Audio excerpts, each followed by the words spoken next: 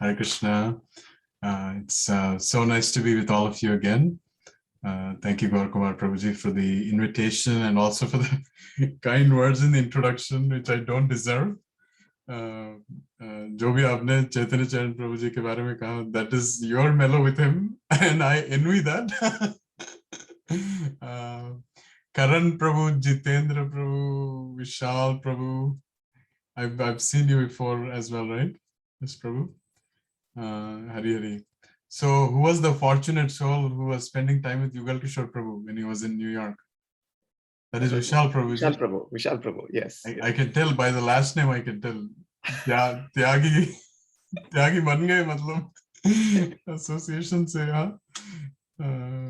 And Vishal Prakash, Krishnan Vaidya, Haribol, Vishal Prabhu, Hari Hari, Sudhanshu Prabhu, okay, Hari Hari, Haribol Prabhu, Krishnan Vaidya, Vaidyanathan, and iPhone Prabhu, Nitya Kishori Mataji, Soham Prabhu, Suman Prabhu, Shreya Mataji, Dhaval Prabhu, Hari Hari Bol. Thank you so much. So a couple of new people, I just want to introduce you, Prabhu. Please. Vishal Prakash, he's doing his master's in computer science at NYU. He recently joined our group. Sudhanshu also. So Sudhanshu is actually staying with Vishal Prabhu. He's also doing his master's in computer science. And Shreya Mataji was there last time. Dhaval Prabhu is graduated now from NYU. He's working for Lyft. Okay. And of course, you know Paul. So right, Paul Prabhu. Thank you, Paul, for joining. Paul Prabhu is Nrsinga Bhakta, right? Hare Krishna. I'm sorry I'm late. Yes, Nrsinga Bhakta, yes. Right. Hare Krishna. Hari Bol Prabhu. Yes, I remember you. Very good memory, Prabhu. Trying. All right. Hari. All right. Thank you so much, all of you, for joining. Let me share the slides. Actually, before I begin the class, Prabhu, can I give darshan of deities to all of you? Yes, Prabhu, please.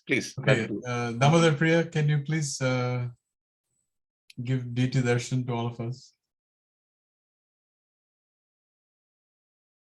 Paul Prabhu, please check out Nrsingadev, Lakshmi Nrsingadev. You'll be seeing him in a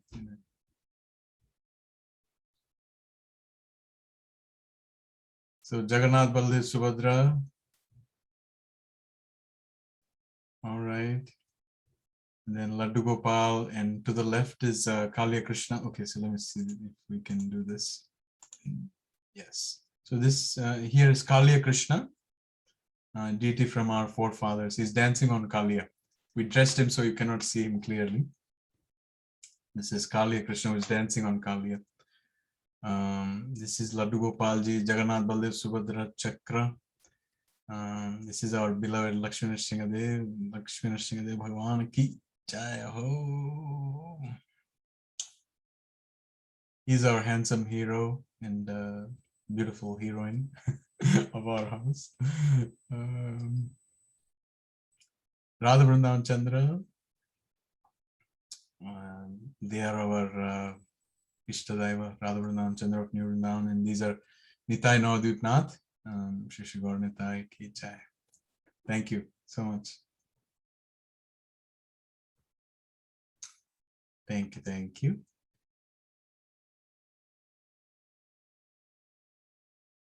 Hari.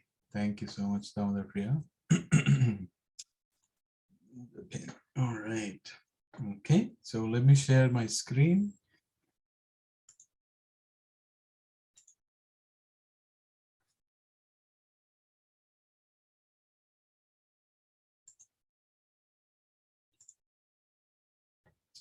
All right, so are you able to see the slides, Prabhu? Yes, Prabhu, clear. Clear? Yes. All right, okay, so you're not seeing my notes, right? No. Okay, all right. Hare Krishna, thank you so much for being here. So Gaurakumar Prabhuji asked me a couple of days ago, Prabhu, can you please speak at our Sangha? And I was like, I gave this class in our Bhakti Vriksha. So we are reading this book, Perfect Questions and Perfect Answers. How many of you know this book? Yeah. right? Karan Prabhu, yes. A lot of hands raised, yes, yeah. So this was my first book in Krishna consciousness. And when I say that out loud, many people actually relate with me. For many people, this is their first book in Krishna consciousness. What is it? What is the first book for you, Gaurakumar Prabhuji? I never asked. Teachings of Queen Kunti Prabhu. Oh wow! So category अलग है. मतलब your devotees का. Just got lucky. All right. Okay. So so I'm going to be talking about this book. So you already did Melodious Kirtan. Where is Jitendra Prabhu? Thank you so much for this nice Kirtan, Prabhuji. So I'm going to skip, but I'll go straight to the prayers. Om Ajnanatimirandhasya Jnananjana Shalakaya Chakshurunmilitam Yena Tasmai Shri Gurave Namaha Namam Vishnu Padaya Krishna Preshtaya Bhutale Srimate Bhakti Vedanta Swami Tinamane Namaste Saraswate Devi Gauravani Pracharine Nirvisesha Shunyavadi Paschati Deshatarine Jai Shri Krishna Chaitanya Prabhu Nityananda Shri Advaita Gadadhara Srivasadi Gaura Bhakta Vranda Hare Krishna Krishna Krishna Hare Hare Hare Rama Rama Rama Hare Hare.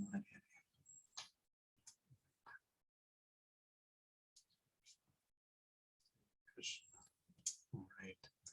So thank you so much again, Gaurakumar Prabhuji, for this opportunity to speak in this very special Sangha. All these devotees are very special to me. I've spoken to them a couple of times, so I know them personally also, some of them. So thank you so much for this opportunity.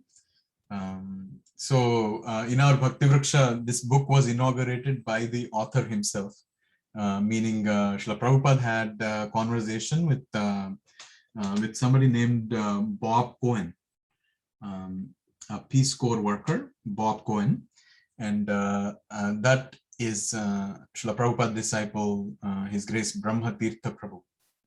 And so he actually came to our Bhakti Vriksha and he gave the first class. And I'll share with you some of the things he shared about Srila Prabhupada, about this book as well. So in this pandemic, all programs, actually even our teachings went online, right, Gaurakumar Prabhu? So we taught online. So several events happened online. So I was speaking at some other Bhakti Sangha, and they were like, after I spoke for some, after I answered a question, they were like, once more, Prabhu, can you please repeat once more? So I was like, kya baat hai, kitna fan following hai mera, you know? So I was like, wow, this is like a lot of appreciation. They're asking once more. And so I repeated the whole thing and I asked them, did you like my answer? Is that why you asked me to repeat? Then they said, first time you were on mute. So the most uttered phrase in pandemic is, Prabhu, you are on mute. So I want to make sure that that doesn't happen to this Sangha. So I want to begin with my dedication to Her Grace Manini Radhika Mataji. Do you guys remember her? Last time I shared this picture and I shared something about her. She was one of vibrant members in our Bhakti Vriksha. She left the world last year because of cancer. In this fast-paced, fast food world where we don't have time for each other, this Mataji had a different definition for ASAP. ASAP matlab kya hai? We all know, right? ASAP is as soon as possible, right? But she had a different definition for it. And that was always say a prayer. ASAP, always say a prayer. So I request all of you to say a prayer for her. So in her continued journey to Lord Krishna, these prayers of you all as dear Vaishnavas will help her. We miss her a lot. She used to begin the first class in any book we start in our Bhakti Vriksha was always given by her. So we miss her a lot. We used to call her Sachin Tendulkar. She was the opener for us. So we miss her a lot. So I want to dedicate this class to her. Gaur Kumar Prabhu, with your permission. I just want to add one sentence, Prabhu. For those of you who have been to our house, the altar that we have was actually from Mataji. We got the altar from her place. And I had the good fortune with Vishal Prabhu to meet her in person. And she was so bubbly and so generous. And they gave us their altar. So the altar that we have at our home is from them. So I'm sure she has a wonderful destination. Thank you. Thank you, Prabhu. Please go ahead. Thank you. Thank you, Nitikeshwari Mataji, also for sharing that in the chats. Thank you, Mataji. Okay. So, and also a special acknowledgement to our Bhakti Vriksha. This has been our family, our shelter, our go-to. And these are pictures from New Jersey. We have moved to Maryland, but we're still connected with all of them over Zoom. And also a very special acknowledgement to Chaitanya Charan Prabhuji. He is one of the major reasons why I found my balance in ISKCON. I'm sure Gaur Kumar Prabhuji relates to this. This is a very, very special person for me in my life. A guru who enlightened, a guide who encouraged, and a god brother who entertained, endeared, and endured. So a lot has gone between both of us. I love this bromance, as the word goes. So you will see in this presentation, you will see a lot of inspirations from Chaitanya Charan Prabhuji, some of the art that I made for him, some of the brilliant quotes. He's a word wizard, so you'll see a lot of brilliant quotes from Chaitanya Charan Prabhuji. So my deepest acknowledgement to Chaitanya Charan Prabhuji. So in this class, I'm going to talk about 4 topics. They might seem miscellaneous, but somehow they were all intertwined in the first chapter of this book, Perfect Questions and Perfect Answers. So we're going to cover these 4 topics: science versus spirituality. Then this very infamous verse, Apichet Suduracharo. And then number 3 is miracles. And number 4 is Krishna, the all attractive. So we'll close with that topic, okay? So without delay, let's start with the first topic, science versus spirituality. Okay, so let's start with that topic. So somebody said, and you all know who this is, Chaitanya Charan Prabhuji. So he said that science is the study of matter, and spirituality is the study of what matters. Okay, science is the study of matter, but spirituality is the study of what actually matters. So as you all are engineers, most of you are engineers, I know. So in science, primary qualities are length, velocity, density. So these are the things that we have worked with from our childhood, isn't it? So mass, luminosity. So these are the things that we have worked with. So these are the primary qualities. But in science, the secondary qualities are taste, smell, virtue, kindness, love. These become the secondary qualities. So again, we're not trying to criticize science here. We're trying to contextualize science.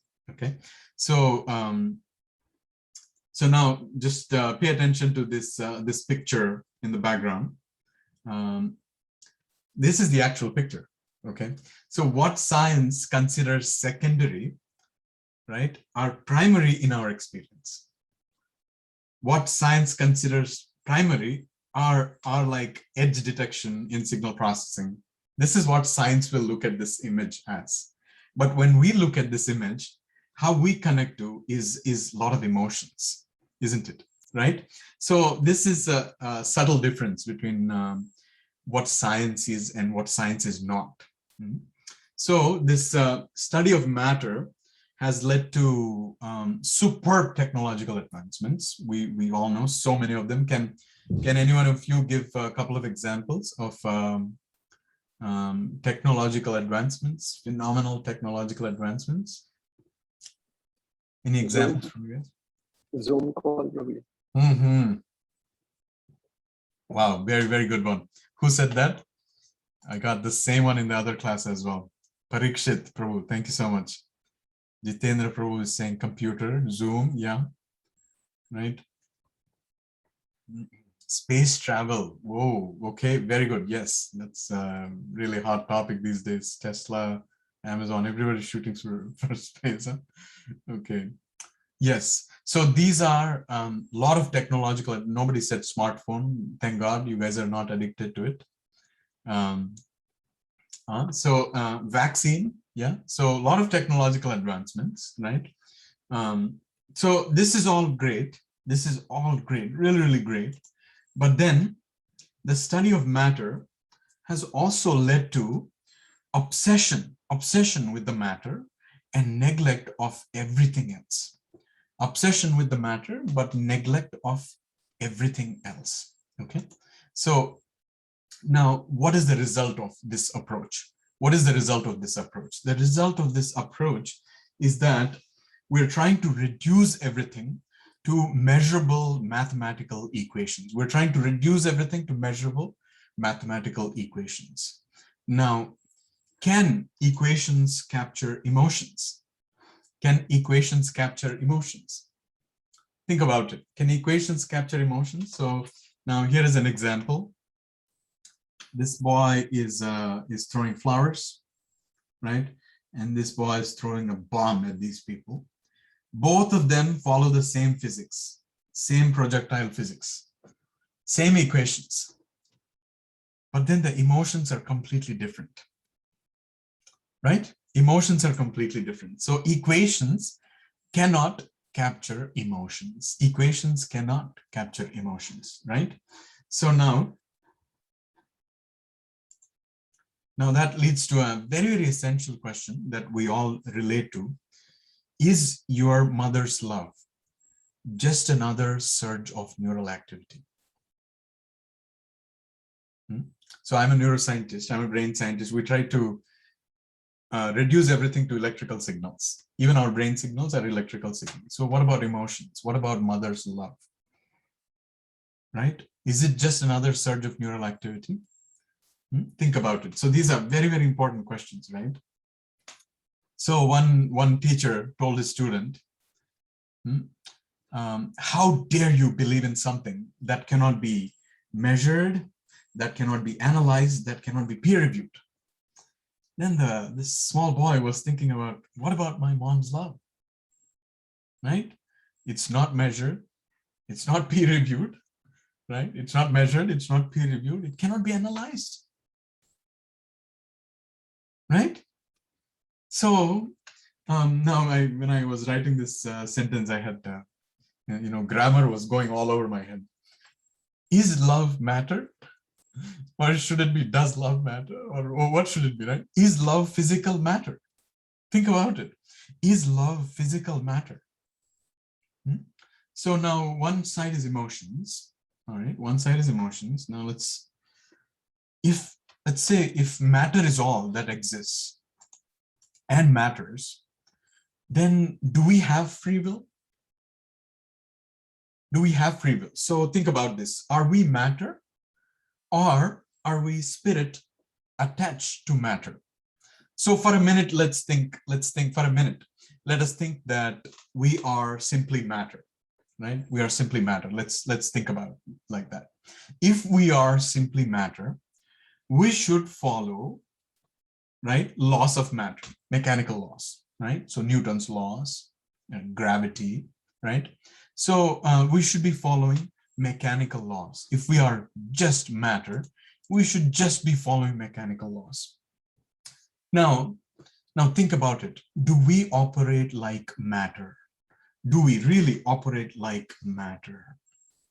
Right? So here is an example.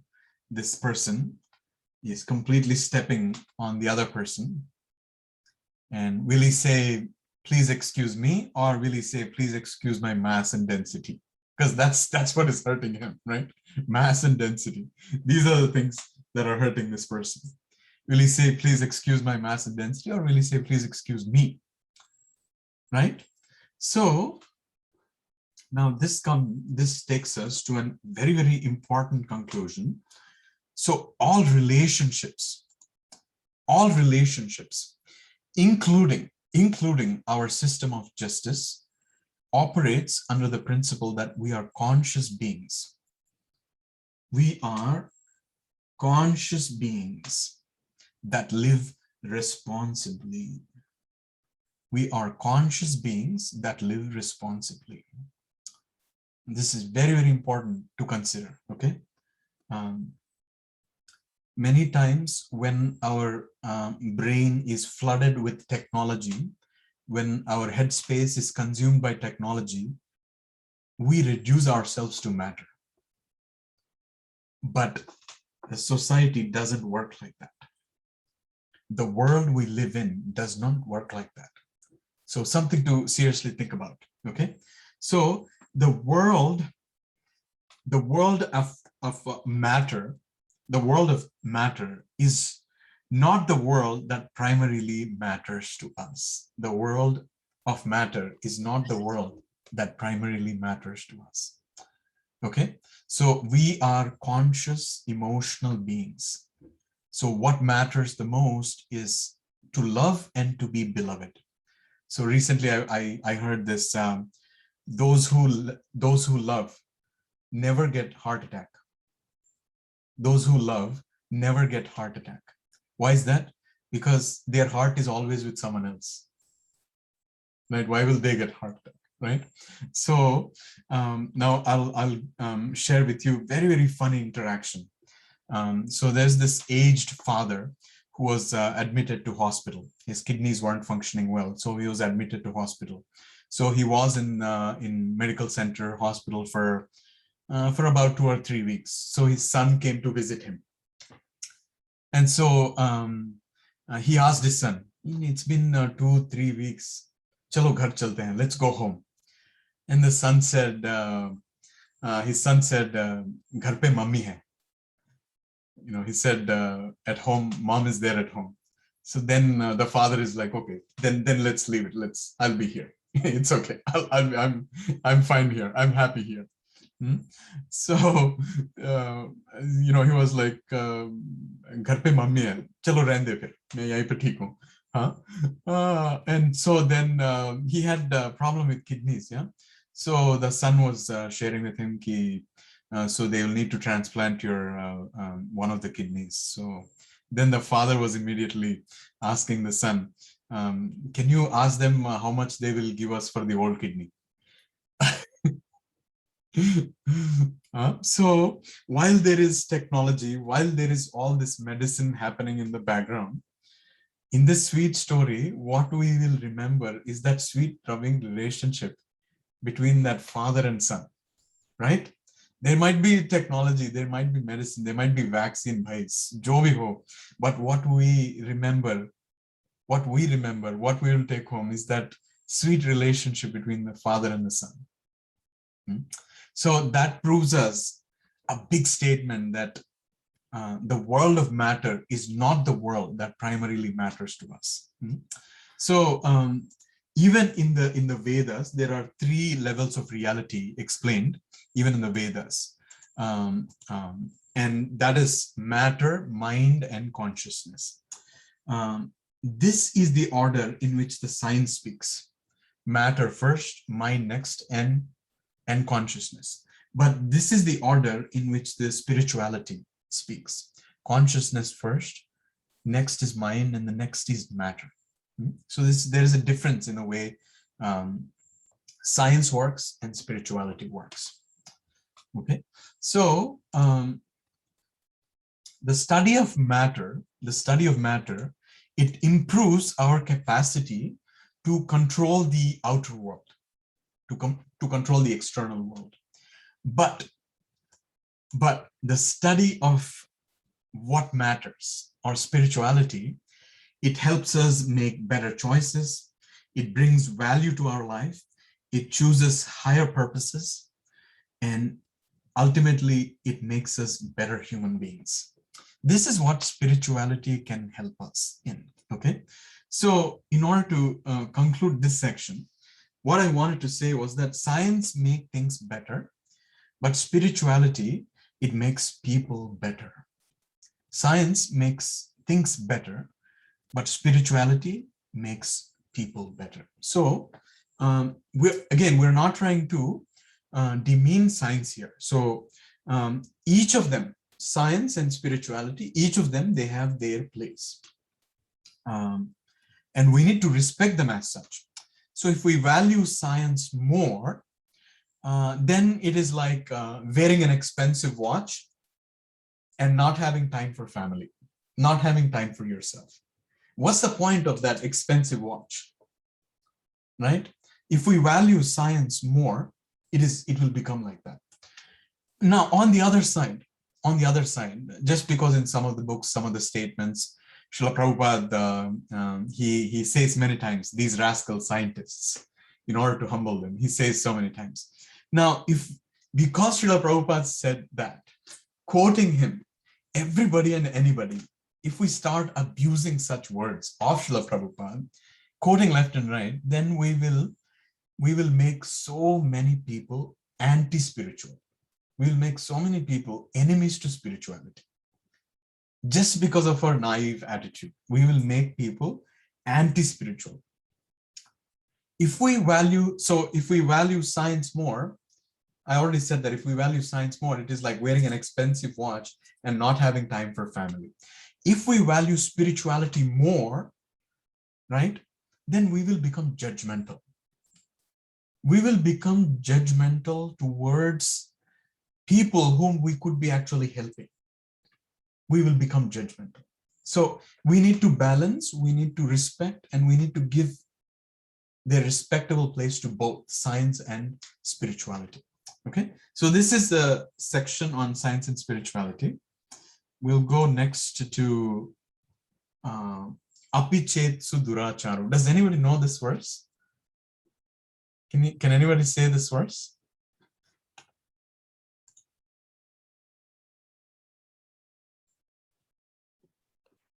Nitya Mataji has said that one of the scientific inventions is WhatsApp video call. Thank you, Mataji, for reminding that.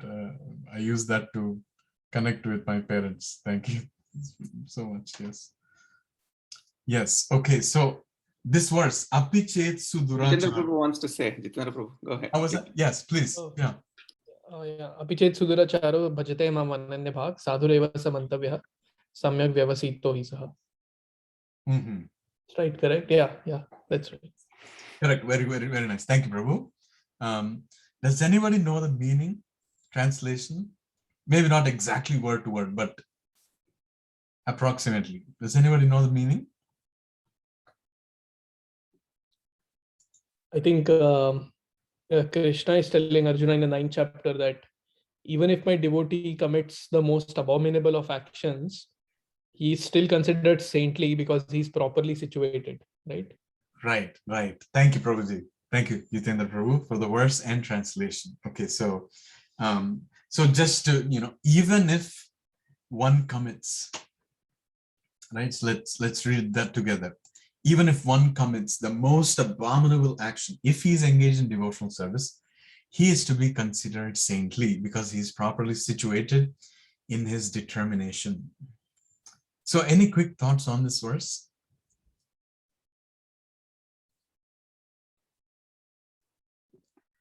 Oh, at a first glance, it seems very, I don't know, unjust. Like, Right. Hey, because only because you're a Krishna devotee, everything is maaf for you, something like that. Everything is forgiven for you, and yeah. Right. Thank you so much, Jitendra Prabhu. So all 3 points to you. Aap hi next Karodpati, so you said the verse translation and also the realization. Thank you, Prabhu. So yes, so the reason why this verse came, there is a special reason behind why I included this verse in this presentation. So Brahmatirtha Prabhu, when he was a student, he was interested in spirituality. So obviously Bhagavad Gita is one of the best sellers worldwide. So he picked up a Bhagavad Gita version, not Srila Prabhupada's version, but he picked up and he had interest. And first verse, when he opened the Bhagavad Gita, first verse he landed on was this verse, looks like. Before even getting to Krishna consciousness, this experience, okay? First verse he saw in Bhagavad Gita was this verse, Apichet Suduracharo. Then after that, he closed Bhagavad Gita and he never opened it. So in the entire Bhagavad Gita, this was the only verse he knew, and this was the verse he almost hated. Okay, how could this be? How can somebody say this? And now this chapter 1 is the first conversation with Srila Prabhupada. In that conversation, now please read the book, please read this first chapter. In that conversation, out of nowhere, Srila Prabhupada brings that verse. And he asks Brahmatirtha Prabhu, Bob Cohen at that time, he asks, do you know this verse? Apichet Suduracharo. And Brahmatirtha Prabhu, that's the only verse I know. So he was wonderstruck. This was a miracle for him, for Brahmatirtha. How did Prabhupada? So this is why we should say Jagat Guru Srila Prabhupada Ki Jai. Many people might think coincidence. That's fine. But this is Krishna's empowerment as well. You know, somehow Krishna makes sure that we connect. And this was that connection for him. Okay. So this is the reason I included it in this class. So now, this next slide is going to be really, really disturbing. So now that is this slide, right? So exactly like what Jitendra Prabhu said, right? So exactly what Jitendra Prabhu said, there is every chance that somebody might misuse this verse, right? The moment, this is very, very heavy. The slide itself is very, very heavy. The moment you do a stupid thing, your intelligence will not let you sleep. But if the same mistake is supported by scriptures, by religion, the same person will commit that same mistake again and again with tremendous confidence. Confidence without clarity is a disaster. If you don't have clarity, there should at least be hesitation. If you don't have clarity, there should at least be hesitation. But if it is supported by scripture, supported by religion, this same person will commit the same mistake again and again with tremendous confidence. So now this is why we need to understand these verses in the right context, right? If you take out text out of context, then it will not make any sense, right?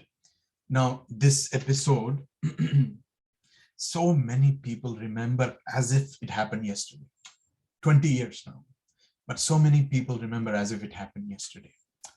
Now, Bhagavad Gita, as it is by Srila Prabhupada, he gave us purports for every verse. Purport explains the purpose of the verse, explains the meaning behind that verse. So Srila Prabhupada says that religion without philosophy is sentimental. It is fanatical. Religion without philosophy.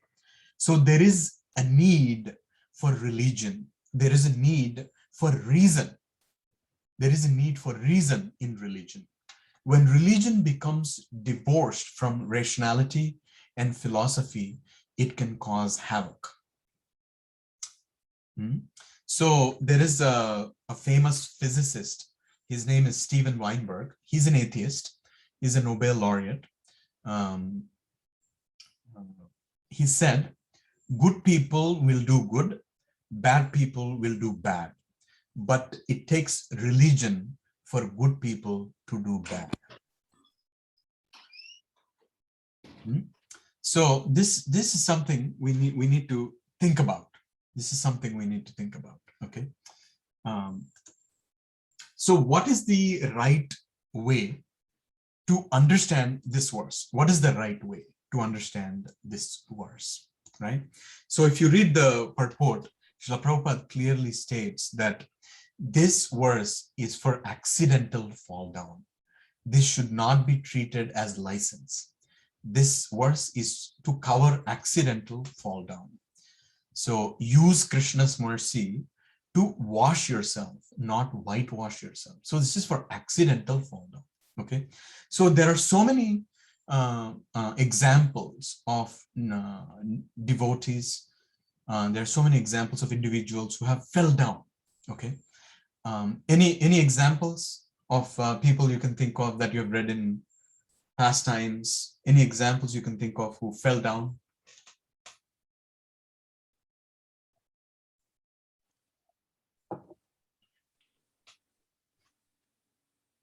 Ajamil.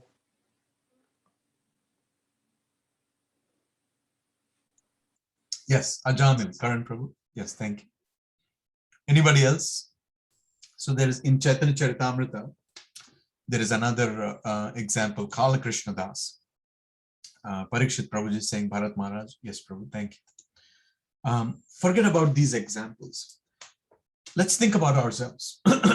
How many times have we felt ashamed by our thoughts, by our activities that we have done, right? So say, for example, I'll give my own example. My father comes from a Shankara Sampradaya. His PhD was on Sripad Shankaracharya's literature. My sisters, they worship Shirdi Sai Baba. They have faith in him. So many incidents, I was involved in dry arguments with them. Now, I may have won the arguments, but I broke their heart. I've hurt them. Now, these are the people who love me, who supported me, who nurtured me. These are the people.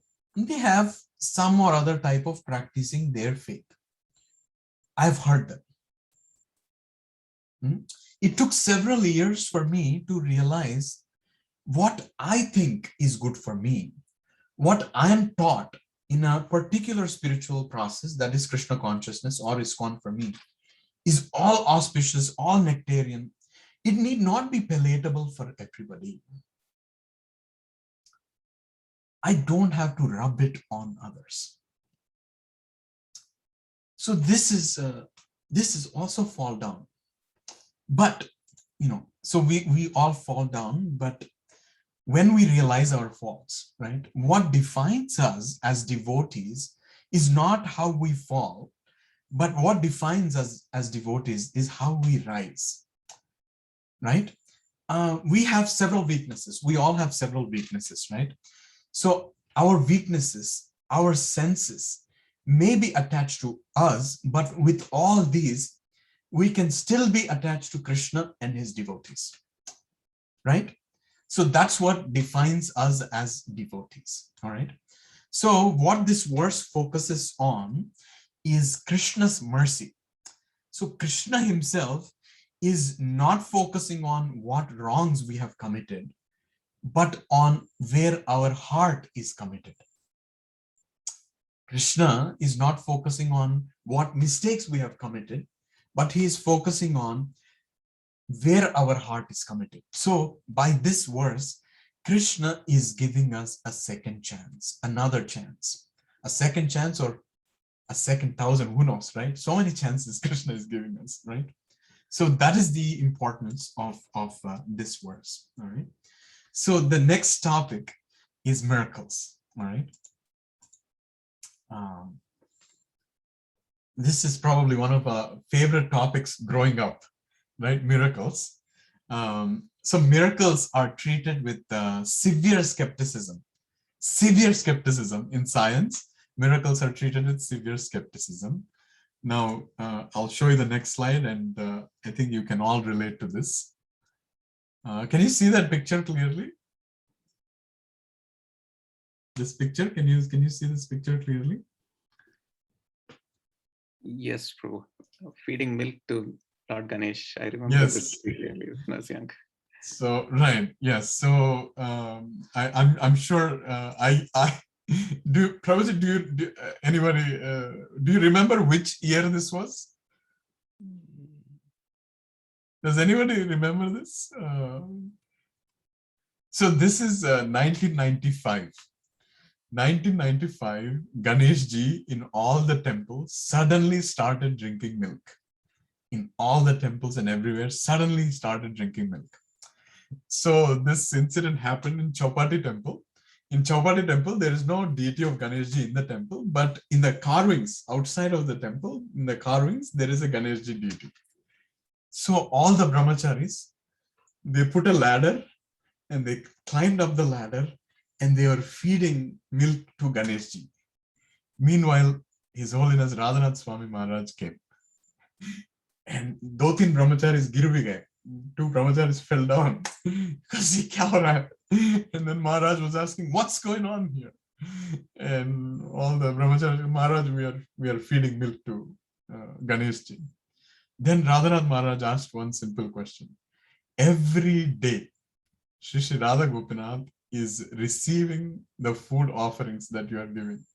You didn't see that? Suddenly today you woke up and Ganesh is drinking milk, so you start offering milk. This is what Radhanath Maharaj asked. So miracles are treated with severe skepticism. Miracles become cheap attractions to spirituality. This is why in Krishna consciousness, miracles are criticized. In Krishna consciousness, in spirituality, miracles are criticized. So in New Vrindavan, I think many of you went on Yatra. Gaur Kumar Prabhuji, I think, took all of you to New Vrindavan, right? So in New Vrindavan, when Srila Prabhupada visited New Vrindavan, there was a yogi who was visiting New Vrindavan. And he had mystic powers. So he could levitate in the air. He could levitate. So a lot of devotees, they got attracted to him and they got mesmerized by the mystic powers of this devotee. And so they all went to Srila Prabhupada and they said, Prabhupada, there is a yogi here and he can actually levitate in the air. So Srila Prabhupada asked these devotees to go and tell him, come down and chant Hare Krishna. You don't have to levitate and do all these gymnastics to chant Hare Krishna. You just calm down, come down and chant Hare Krishna. This is what Srila Prabhupada asked these devotees to tell him, right? So one of the things, I'm a scientist myself, and many of you are scientists and engineers. So subtle material domain and spiritual domains may not be explained by physical reality. So I want to give you a very easy example for this. So in Bhaktivedanta Institute of Higher Studies, we're trying to explore, can we find neural correlates for subtle body, not even soul. For subtle body, can we find neural correlates? That is one of the topics that we're trying to explore. So I was giving them an example that, say for example, I step on a weighing machine. Okay, I step on a weighing machine and I change my thoughts. I step on a weighing machine and I change my thoughts. Can weighing machine tell the difference? Right? It cannot, right? That is exactly the limitation of science. If science is trying to measure everything with physical variables, how can it measure subtle variables? How can it measure spiritual variables? Because this is a practical limitation of science. Now, there are several yogis. Now, you don't have to go back to the times of Mahabharata or to even times of Samrat Ashoka. There are yogis just 100 years back. There are yogis in India. Even today, there are several yogis. Very, very recently, we had Neem Karoli Baba, who demonstrated so many miracles not to show off. Steve Jobs, a Harvard professor, I forget his name, Ramdas, is that right, Prabhu? All these people are and were inspired by Neem Karoli Baba. He demonstrated so many miracles that are beyond explanation of science today. Right? Maybe one day we will get there. We may be able to explain. All right. But today's science cannot explain, right? So there are very famous books, Autobiography of a Yogi, The Journey Home by His Holiness Radhanath Swami Maharaj. There's several books that documented many phenomena that cannot be explained by science today. They cannot be explained. Okay. So if yogis can demonstrate so many miracles, then think about Krishna. Krishna is Yogeshwara, right? Krishna is Yogeshwara. You know, if these yogis can demonstrate so many miracles, then what to speak of Krishna? He can demonstrate so many wonders, right? Does anybody remember some of the miracles, some of the wonders that Krishna has shown? Any examples?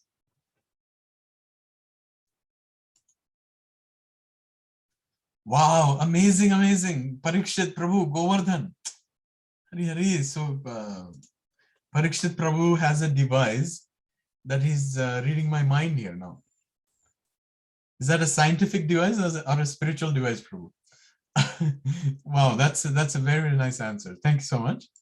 So universal form, right? And Govardhan. Now think about this pastime. This is a 7-year-old boy who is lifting a huge mountain on his left finger pinky. Okay, but now in Gaudiya Vaishnava literature, in Srimad Bhagavatam, more focus is on sweetness of Krishna rather than greatness of Krishna. Okay, now there is only one verse that explains, that doesn't even say that he actually lifted on pinky, it says that he lifted it on a hand. There is one verse in Srimad Bhagavatam. And all the rest of the verses, so many verses that talk about the sweet interactions that are happening under the mountain. About this great miracle, one verse. But about the sweetness, the sweet interactions between the devotees. So many verses, right? One verse about the miracle, but so many verses about what happened under that miracle. So this is a very, very unique aspect of Krishna consciousness, of ISKCON, of Gaudiya Vaishnava, of spirituality. This is a very, very unique aspect. Now, if some people are attracted by miracles, that happens, right? This, what it will trigger is blind faith. So that's why Srila Prabhupada says many times, miracles are for less intelligent people. What it triggers is blind faith. Now, if you want to attract kids, you know, chote bache, birthday parties, what do? You show the magic tricks, right? And then immediately all the kids, they get attracted to you, right? That's what it is, right? So I always do this trick.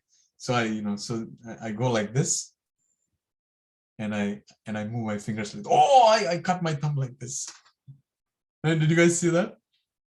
So it is like I as if I'm cutting my thumb and moving. So it just shows these tiny miracles, and kids like, oh my God. So if you want to attract less intelligent, you show miracles. So many Babas show miracles and attract. But what this triggers is blind faith. And the house of cards will also collapse really quickly, right? The faith that is built on these blind miracles, it will collapse quickly.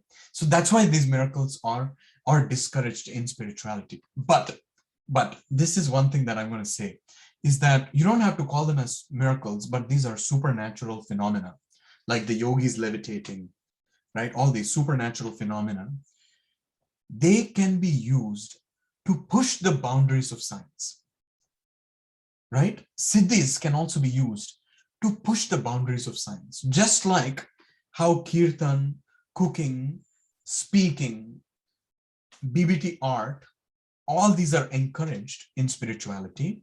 We also need to encourage supernatural phenomena. Why we need to encourage? Because these phenomena will stare in the face of science for answers.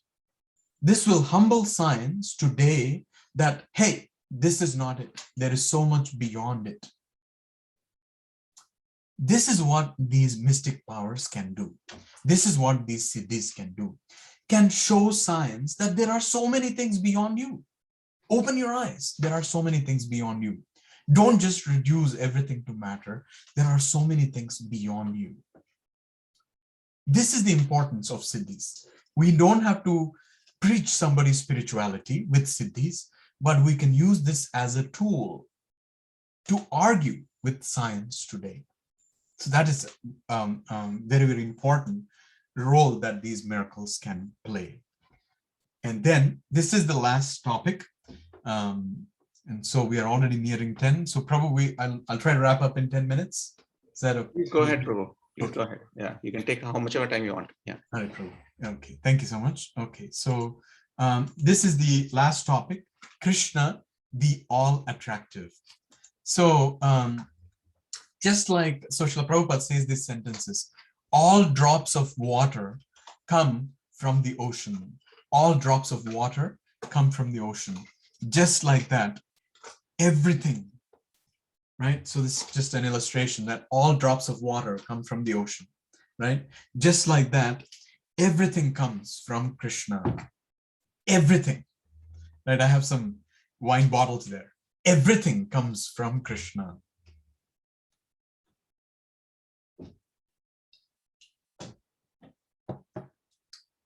No, right? So everything comes from Krishna.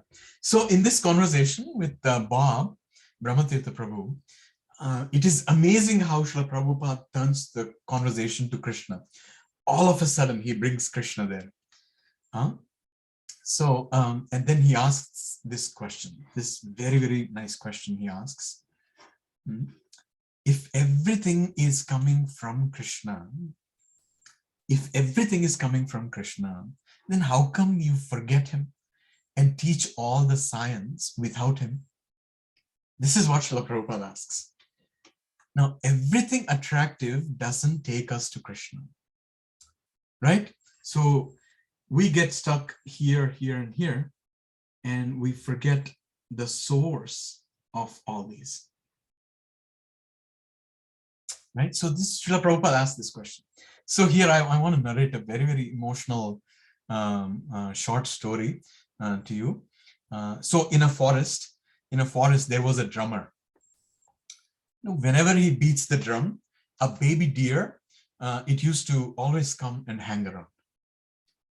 This baby deer would sometimes cry, sometimes laugh, sometimes jump, sometimes sit quietly and listen.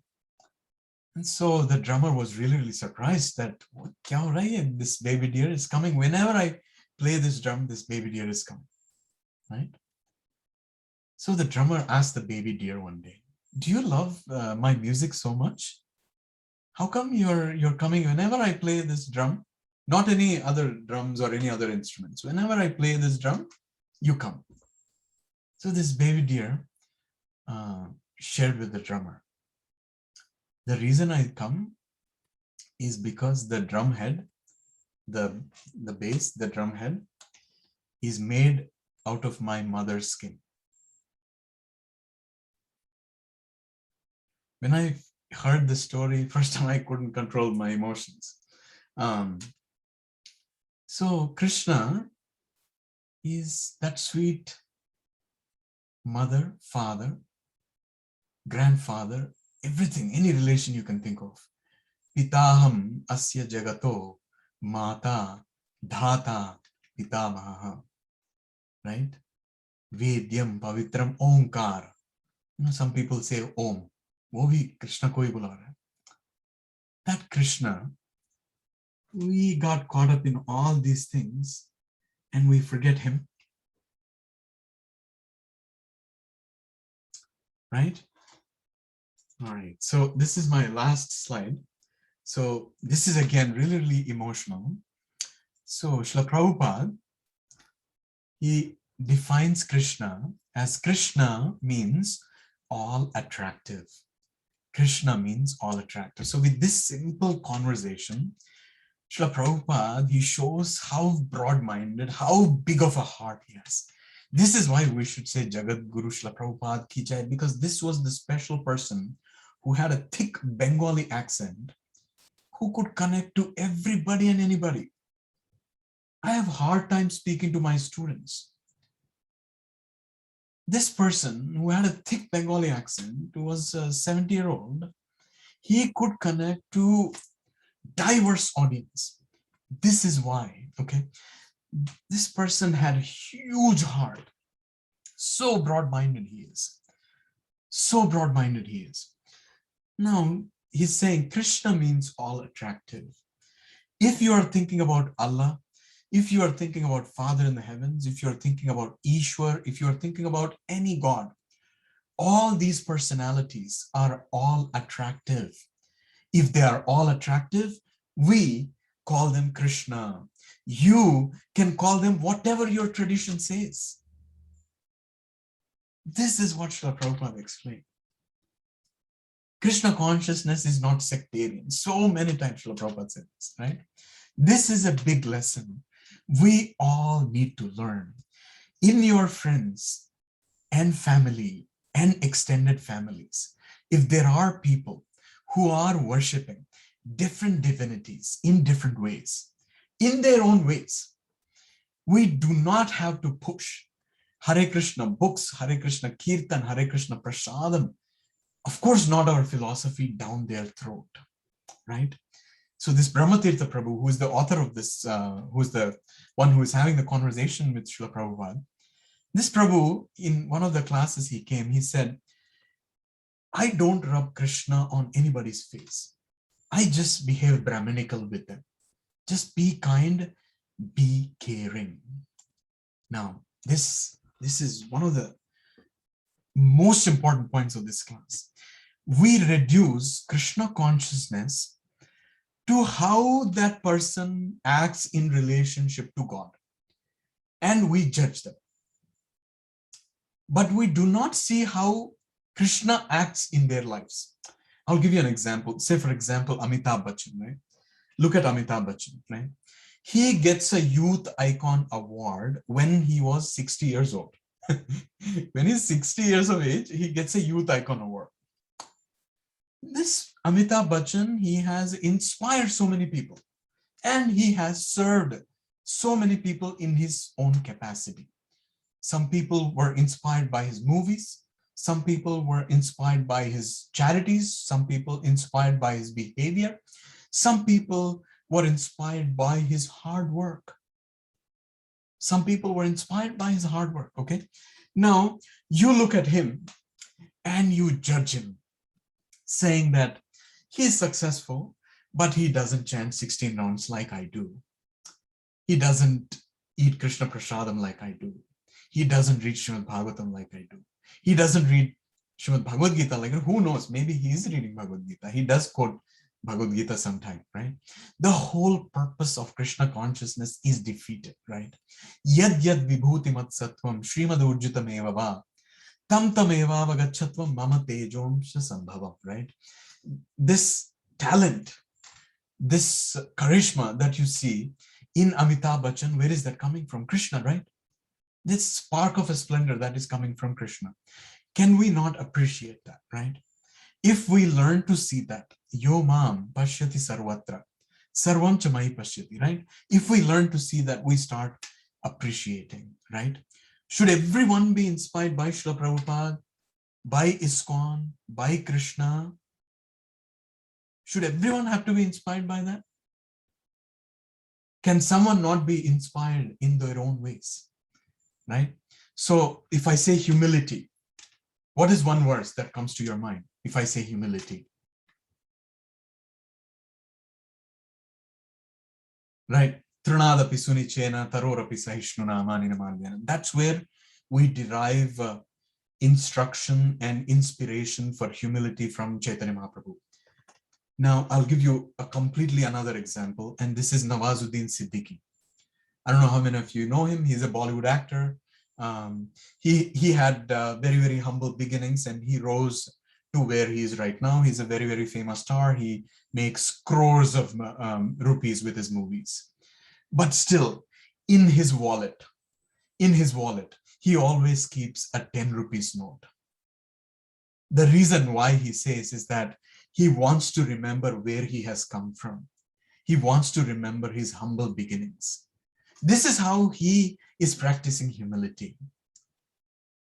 If we start judging him that Hare Krishna japa nahi karta, He doesn't chant 16 rounds. He doesn't chant Srimad Bhagavatam. We are showing our arrogance. He is humble. He's humble. That's why he's there. We are judging him with our self-imposed majestic purity. We are judging him, right? People don't care how much you know. People want to know how much you care. People don't care how much you know. People want to know how much you care. People don't care what you believe. They care how you behave. People don't care what you believe.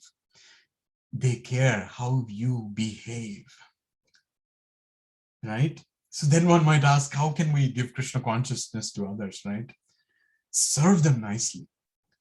Serve them nicely, cook delicious foods for them. They don't have to even know that it's prasad. We don't have to even rub it on their faces. This is Krishna prasad, it is good for you. You don't even have to do that. Because it is Krishna prasad, the potency will never go away. Because you have said that it is Krishna prasad, it won't gain extra potency. Because you have not said it, it will not lose its potency, right? Right? Saint Francis, I want to end my class with this beautiful quote that His Holiness Radhanath Swami Maharaj quotes so many times. Saint Francis said, as needed, preach all the time, but speak only when needed. Right? Preach all the time, but speak only when needed. What that means is preach by our example. Preach by our example. Preach by how we care. Preach by how we behave. Because on our, right, the other day, my department chair, he hosted a Diwali party, and I took some paneer butter masala that Damodar Priya made, of course, offered Krishna Prasadam, but I didn't say that, obviously, to my department chair. But he noticed the Kantimala. His name is Anupam Joshi, so he knows, right? So he noticed the Kantimala and he asked, you have taken initiation? And he asked me, yes, sir. And yes, Prabhuji nikal gaya mera. He asked me, have you taken initiation? And I said, yes, Prabhuji. So, and then he asked, oh, okay, so Gaudiya Vaishnavism. Yes, Prabhuji. So we carrying these symbols, it's a huge responsibility on all of us. Srila Prabhupada always said, I want my devotees to be gentlemen and really, really nice ladies. That's what he said. So it's a huge responsibility on all of us. In ISKCON, in any spiritual process, there are extremes. Some people are very, very liberal. Some people are very, very fanatical. But Srila Prabhupada always said, be strict with yourself, but when it comes to others, be very, very liberal and caring and give your heart. If you give your heart, you will not get heart attack because your heart is always with somebody else, right?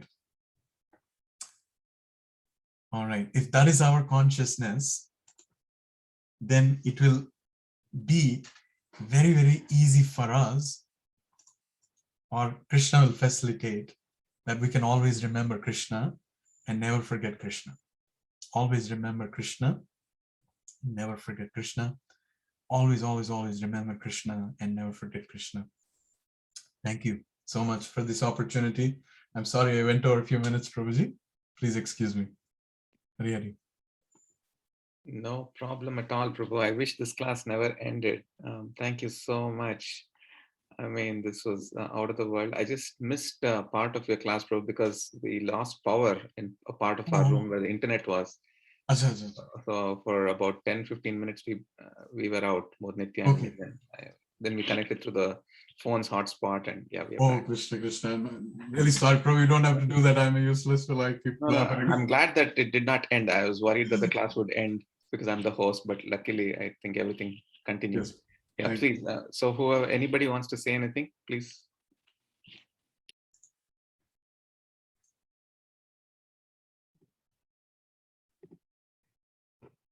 Thank you, Prabhuji. Wonderful class. Thank you. It's always good to kind of keep clarifying our minds about these so-called controversial aspects like Apichet Suduracharo and miracles. And I've observed one thing I did want to bring up, and maybe it's a question, but I wanted your thoughts on it. You did say that miracles are can be a tool to challenge science, right? Because they push the scientific boundaries. I've observed in the devotee community as well. We sometimes focus on miracles in the sense that we say, "Oh, such and such thing happened with Maharaj," or someone, right? Some miraculous thing, right? And I've seen that such things are. I mean, again, I don't know whether these things are true or not. They might be true. Some are from reliable sources, of course. But then this tendency creeps into devotional life as well. Although we are convinced that these miracles are not so to say definers of our faith in Krishna consciousness, but there is still a lot of I would say attraction or amazement by seeing these miracles. So yeah, I just wanted to bring that up and wanted to know your thoughts. It's not right or wrong, I guess. Yeah, but yeah, please. Very nice point, Prabhuji. Thank you so much for bringing this point. So I want to share a couple of thoughts. On Ganeshji drinking milk, right? So after that, there's several physical theory explanations that were put out that this could happen by surface tension, right? And then Mayapur Panchatattva deity installation, if you remember, huge deities of Panchatattva. There's you can clearly see in the picture, there's like tears rolling down from the eyes.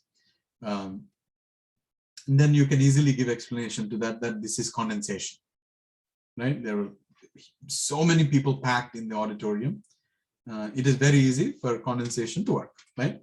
So my problem is when we tell them that these deities cried when 5,000 people were chanting the holy names, these deities cried. Come, let us see these deities. Then, the people who can reason, they'll be like, what kind of stupidity is this?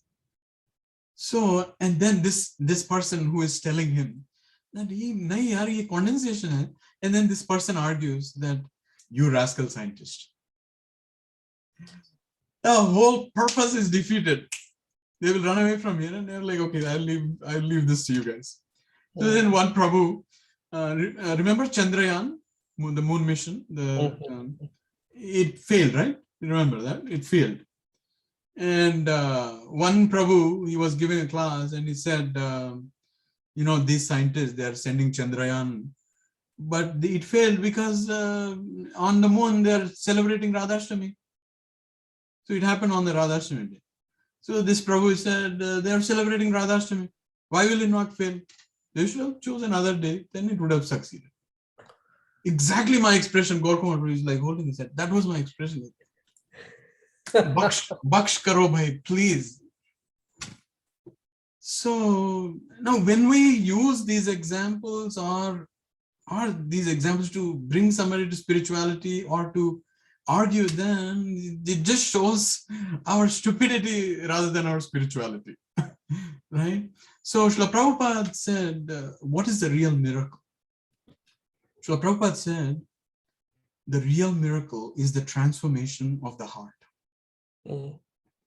Now I'm actually, one of my research areas after coming to UMBC is we are working on a special device that can help individuals with substance use disorder who have addiction to marijuana, to cannabis, drugs. It is so difficult. They know that it is bad for them. They still do it. Right? Right. So we go back to that 6th chapter, Arjuna, right? He's asking, Chanchalami Mana Krishna, right? How come I do things as if I'm forced by somebody, right? So we're trying to develop a device, and it's so difficult to change their mindset. Transformation of the heart is a miracle. This is what Srila Prabhupada said as a miracle, Prabhuji. He never showed miracles. He never showed any miracles. This is what he said. This is a miracle. I've changed the hearts of so many people. This is a miracle. Now, if you show that, sensible people will understand the gravity of those words. Now, other than that, you show miracles, then some Maharaj is initiating in the fire. Krishna comes. Only this Maharaj he will take us back to Godhead. This is stupidity with the spelling of spirituality. Somebody makes halwa, it comes out as Ganesh ji, line laga dete hain, darshan lene ke liye. It's the same, how do you spell spirituality? Stupidity. That's what it is.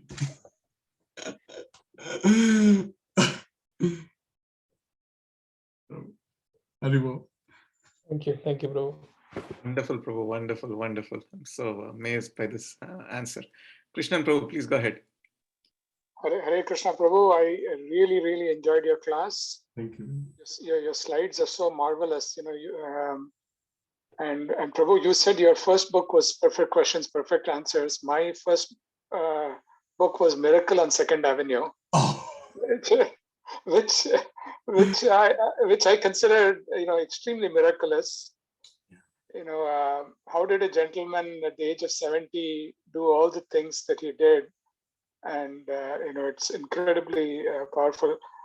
I just had one question for you, Prabhu, which was on the topic of miracles. Sometimes I feel like I encounter miracles. I rarely tell them to anybody. I don't even tell them to my family, because even they think that this is that it's silly. But sometimes I see them as Krishna's voice directing me to do things. So I'd like your thoughts on that. So Haribol Prabhuji, so thank you for that question. My father, just like Radhanath Maharaj went on a journey home, my father also went on a spiritual journey. He met so many Swamis in South India. One of my father's friend, his name is Venuji. Even now, he rides on a horse to go from one place to another. So whenever he sits in meditation, he actually hears the words of Mother Lakshmi. He hears the voice of Mother Lakshmi. So my father and many other practitioners, they asked this Venuji if he can teach them how they can practice this. So he very humbly explained that I don't even know how this is happening to me. I hear voices, I sit in meditation, and then I hear coherent language. And this is my experience. Unfortunately, I have no way to teach you. This same Venuji, once he was walking on a river bank with my father, and from the sands, he just did that, and he took out a deity of Lord Vishnu, and he gave it to my father. It's still in our house. And one more. This Swami's name is Pandri Malai Swami. I think he's based in Madurai. He was based in Madurai. My father went. He asked the same question: are miracles true? This was his question. Then that Swamiji, he wanted to make fun of my dad. So he said, please fold your hands like this. And then my father folded his hands like this. And he made his wedding ring disappear. And the ring was on his hand, on the Swamiji's hand. So he demonstrated this. and he didn't speak much. And then he gave the ring back to my father. That's it. So he just answered by his action. He answered the question. So there is place for miracles. You can share them confidentially with your family, with your extended family, just like here, with your extended family, you can share your heart. But just like that Panchatantra crocodile monkey story, you probably remember. Monkey tells the crocodile that, oh, I'm really sorry, I hung my heart to the tree, I have to go back and get it. Exactly like that, you don't want to share your heart with everybody and anybody. There are lots of crocodiles in the community, in the society. Some are scientists, some are atheists, right? So you don't have to share your heart with everybody and anybody. But so I'll end my answer with two things, Prabhuji. Once I asked my Siksha Guru, Yugal Kishore Prabhuji, how do I differentiate between what is my mental speculation and what is a realization? Right? For example, I went on a drive one day and I was parking right in front of 7-Eleven. I never looked at it like that. I looked at 7-Eleven and I was like, 7 Akshohinis of Pandavas defeated 11 Akshohinis of Kauravas. Param Vijayate Sri Krishna Sankirtanam, because Krishna was on their side. 7-Eleven. Wow, makes perfect sense to me. This I shared with him and I asked him, is this mental speculation or self-realization? Then Yugal Kishore Prabhuji, he had very, very simple answer. If it is taking you closer to Krishna, then that is your self-realization. If it is taking you away from Krishna, then that is your mental speculation. So I hope that answers your question, Prabhuji. It does, Prabhu. That helped a lot. Thank you so much. Thank you for the class too. And I do want to share that Krishna Prabhu has shared some miracles that have happened in his life, and each of them have taken him closer to Krishna. It really is amazing. So they're not, they're amazing, Prabhu. So they're genuine. Thank you. Thank you, Prabhu. Thank you. And from your accent, one more question for Prabhuji. Quick question. Yes. From your accent, are you from Bombay, Prabhu? No, Prabhuji, I'm actually from Hyderabad, Prabhu. Oh, you're from Hyderabad, okay. But my inspirations in my life are Gauranga Prabhuji and Shah Rukh Khan. So you do get that Mumbai Hindi in my language. Please excuse me. I'm such an imposter, Prabhu, but very bad imposter. Thank you, Prabhu. Sorry. Vinay Prabhu, please go ahead. Hare Krishna, Prabhuji, Dandavat Pranam.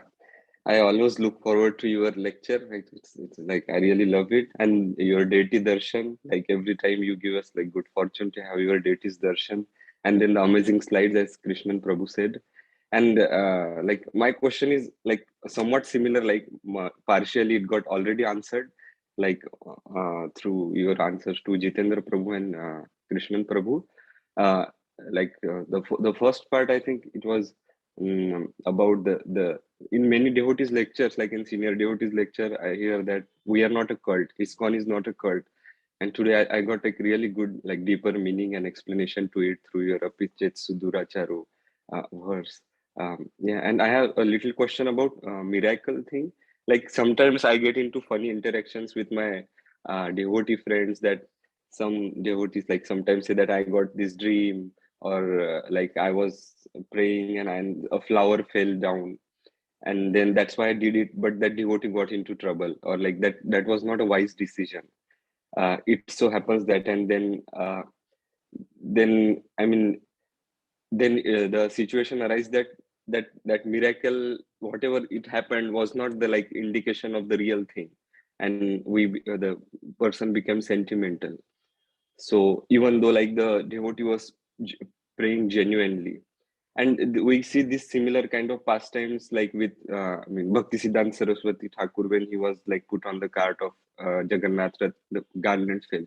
Even like Krishna Das Kaviraj Goswami, when he was praying to Govindji for the should he write or not Chaitanya Charitamrita, then Lord indicated by like through his garland. So how should we take this, and like how, I mean, sometimes if we are discussing, if we want the like our devotee friend to be more reasonable or more rational and not go with the sentiment, or like, and at the same time, we don't want to demean the importance of miracle, or like if some interactions Lord want to do with his devotees, how we can deal with this situation and think it in the right way. Very, very, very nice question, Prabhuji. Somehow I kind of read your mind that before even you said dreams, I was thinking about it actually. Mm-hmm. So the very, very, very nice question.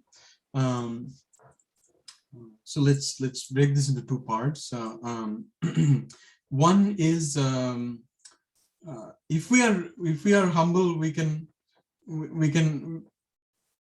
try to see how Krishna is acting in our lives. We can see that. But this is a powerful lesson Govind Prabhuji shared once, and I'll share it with you. When we are doing anything, when we are doing any service, actually anything you do is a service, right? In the bigger picture, anything you do is a service. Eating to working to serving, actually serving, chanting, anything is a service. Whenever we are doing anything, when we are doing the action, we should think that 90% is in our hands, right? Actually, 99% is in our hands and 1% is in Krishna's hands. We should do our action like that. 99% is in our hands, 1% is in Krishna's hands. After we have done the action, after we have done the service, we should put it at the lotus feet of Krishna and say 99% happened because of you, 1% my hard work. This formula will take you places. Okay, so now this thing, right? So ek phool girta hai. We have seen this, right? So a lot of people, they post on Insta, YouTube. We have their Devi worshipping, or from those gardens, a flower falls down, right? If it positively inspires you, empowers you, go and do the action, right? And after the action is done, 99% happened because of you, right? If there was a momentary failure, right? If there was a momentary failure, who knows, that may not be ultimate failure, right? So one day you're chanting Hare Krishna, Hare Krishna, Hare Krishna, Krishna Krishna, Hare Ram, Hare Ram, Ram Ram, Hare Hare. You ran to the railway station. You got the train, right? You caught the train, and you're like, thank you, Krishna. It is all your mercy. Only because of you, I caught the train. Next day, you did the same thing. Hare Krishna, Hare Krishna, Krishna Krishna. First, delayed chanting, got up late, everything, and then you missed the train today. Now, today you missed the train, and now you're blaming Krishna. I chanted Hare Krishna, but today you made me miss the train. You. Galti hamare paas hai bhai. We didn't wake up early. We didn't chant our rounds properly, and you're Hare Krishna to the railway station. One day you got the train, one day you don't. You're blaming Krishna for what? Right? Make sense? Make sense, Prabhu? So this is the first part of the answer. The second part of the answer is the dreams part. So I don't know if I want to share for 10:32. This Prabhu, few minutes, okay? Yes, Prabhu, please go ahead. So there's something very, very disturbing happened in Delhi. Burari deaths. Something really, really disturbing happened. And you can look up Wikipedia. It'll give you the entire story. I'm not going to narrate the whole story, but basically this was a joint family. This was a joint family. And in that joint family, there was an elderly father. That father, he was the head of the family. He was like, giving his instructions, suggestions. He was running the family. Suddenly, this elderly father figure departed. His son, not elder son, but younger son, he started telling everybody in the family that father is coming in my dreams. And he is giving me instructions on how to direct our family life. So he started putting all these things on the family. Very, very fanatical practices. They started practicing, this whole family. Cult, exactly that word, cult. Cultic practices, they started practicing in the family. And please look up this article. This was so disturbing for me. There were so many kids in the family who were some in college, some just graduated, some with a master's, some were MBA graduates, very, very educated. All of these people, they committed suicide at the same time, listening to this one person who was telling them that his father is coming in his dreams and he's telling them to commit suicide, a group suicide, a mass suicide, and that way he will go back, all these people will go back to him. So disturbing. And this disturbed me even more because there are some practicing devotees who start saying that Srila Prabhupada is coming in my dreams, your Gurudev is coming in my dreams, my Gurudev is coming in my dreams, and start rubbing their fanatical practices on the community, on the devotees. And I feel so sorry, not for this person who is getting the dreams, but for the community who is going through the serious trouble of how to deal with this person who is getting dreams. Come on, Krishna, please help us. And these fanatical practices could be as simple, might look simple for you. If you are asking a mother with 2 kids to chant 64 rounds, is she to take care of kids? She should manage her own work. And then on top of it, 64 rounds. And then when they don't chant 64 rounds, don't worry, Krishna will forgive you. But maybe try another day. Kya ho raha hai yaar?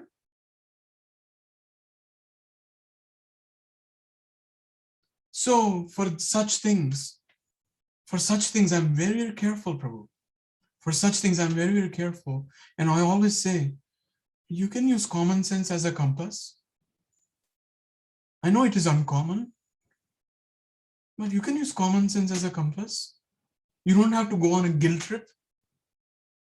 Right? So this was the part 2 of the answer, Prabhu. Sorry, I took long to answer, and please forgive me, but hope that answers your question, Vinay Prabhu. Thank you for that nice question. Yes, Prabhu, certainly it does. Thank you so much. Yeah. Just one last question, if that's okay. So Vishal Prabhu, please go ahead. Hey, Krishna Prabhuji, thank you for amazing class. Prabhuji, I totally resonate on most of the points that you mentioned, that how we should not impose our sometimes fanatic views on mostly our families and friends. But I want to know how to see we see book distribution. We see devotees distributing books sometimes very aggressively. How the receiver can be following a different religion, and in a way we are imposing on them, and sometimes we also see some family members following impersonal paths. And how do we wisely balance it and not impose on them, or how to understand that, how to maintain that balance? Just want to know your views. Thank you so much for that nice question. I also several years struggled with this question myself, Prabhuji. But just like my whole talk, how I was trying to focus on do not judge others, we also do not want to judge ISKCON devotees. You don't have to judge them too, right? Just like we don't want to judge others, we don't have to judge ISKCON devotees as well. There are several examples in ISKCON.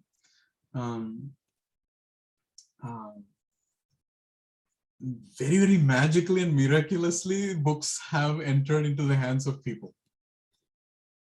Very, very magically and miraculously, they have come to the hands of people. And so they are doing their own seva. You can think of it like that. They are doing their own seva. One time we went to Tirupati, and we were running to catch the train, and we just got in the train. We just sat down, and my father was catching the breath, and there comes a brahmachari. I was not even in ISKCON at that time. This was my 3rd year or 4th year undergraduate. I was not even in ISKCON at that time. This brahmachari came running, and Prabhu, please take Bhagavad Gita. And my father, I don't know what got into him. My father started screaming at this brahmachari. This is not spirituality. What you're doing is not spirituality. This is how Christian missionaries operate. This is how they do Bible distribution. This is not how Sanatana Dharma operates. Bam, bam, bam, bam. He started yelling at this brahmachari, and I don't even know this monk, this brahmachari. I don't even know ISKCON at that time. But then I went, and I don't know what got into my head. I was like, Dad, calm down. He's just giving you Bhagavad Gita. If you don't want to say no, and he will go away. You don't have to give him a lecture. My father is a professor. He's a lecturer. Oh, shuru ho jate hain kabhi kabhi, 40 minutes. So I was like, Dad, you don't have to shout at him. Then this monk, I still remember this, Prabhu. This monk, he said, thank you, Prabhu. And he left.